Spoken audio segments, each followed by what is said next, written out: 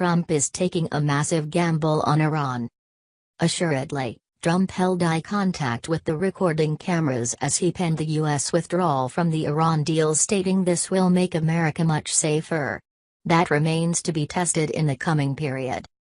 As a European in a Washington, D.C. think tank, I was of the conviction that fixes could be added to the deal instead of a U.S. unilateral withdrawal. Yet it was also predictable that the wrecking ball was aimed at the deal. It was among the campaign promises, and Trump had lined up for such a decision by decertifying at an earlier stage.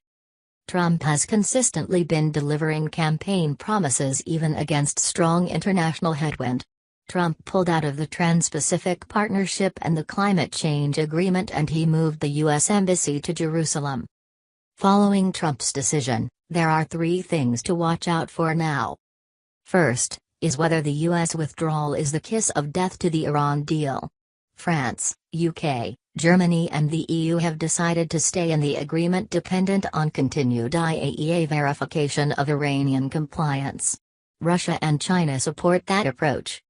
The Iran deal is a multilateral agreement with UN endorsement. From Tehran, strong anti-American rhetoric bellows out, including against the deal. If Iran were to break out of the agreement, it would quickly reunite the US and Europeans. After all, there is complete transatlantic unity on the importance of Iran not getting a nuclear weapon. Still, it seems likely that the Rouhani line of staying in will prevail. That will make it trickier. For Europeans and other partners of the USA, the durability of the deal will be tested in the coming months as U.S. sanctions come back into force. The Iranians see continued economic benefits as their reasoning for staying in the deal. If European companies, the likely outcome for all with large-scale business in the U.S. withdraw out of risk considerations due to U.S. sanctions, then Iran's incentive drops. Over the coming months, Europeans must come up with a policy response, comply, ignore or oppose, to the U.S. sanctions. In 2010 and 2012, Europeans and Americans were united in the sanctions track. This time it is different. Secondly, there is the hopeful best-case option that the current disruption could be the spark for new negotiations. Trump has talked about negotiating a new and better deal.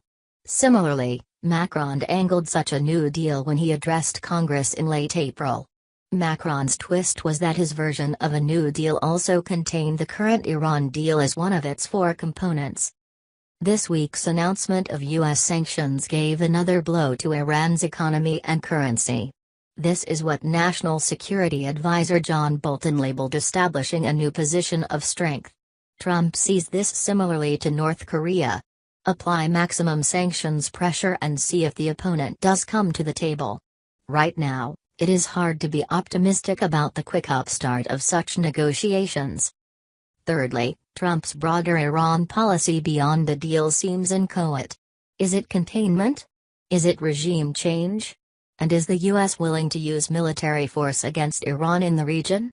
Currently, contradictions loom. On paper, it is U.S. policy to curb Iran's influence in the region. Still, U.S. military leaders remain adamant that the U.S. military mission in Syria and Iraq is solely focused on destroying ISIS. Syria will be the big testing ground for policy. But just as Europeans might be dissatisfied about withdrawal, U.S. partners applauding the move, such as Israel and Saudi Arabia, might not get all they want from the U.S. countering Iran. Iran's proxies have steadily expanded their presence in Syria, including towards the south where they cross one of Israel's red lines. Israel greeted Trump's announcement with a row of fresh retaliatory attacks on Iranian targets in Syria. The question is if Trump would expand the military mission in Syria to include curbing Iran.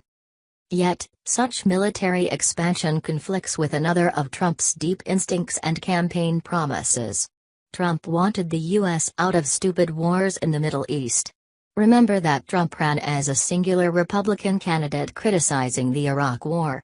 And no more than a month ago, Trump wanted to change Syria policy and bring our troops back home. Trump added that the U.S. had gotten nothing out of the $7 trillion spent, in the Middle East over the last 17 years. It is these conflicting impulses his advisors Bolton, Pompeo, and Mattis must now translate into Iran and Syria policy. Trump's Iran deal withdrawal has shaken things up. He disappointed the Europeans on withdrawal. Now they must scramble to save the deal and patch a transatlantic divide over sanctions. Equally, Trump might disappoint the Israeli and Saudi with a continued light touch against Iran in Syria. Whether this week's policy will make Americans and the world safer remains to be proven.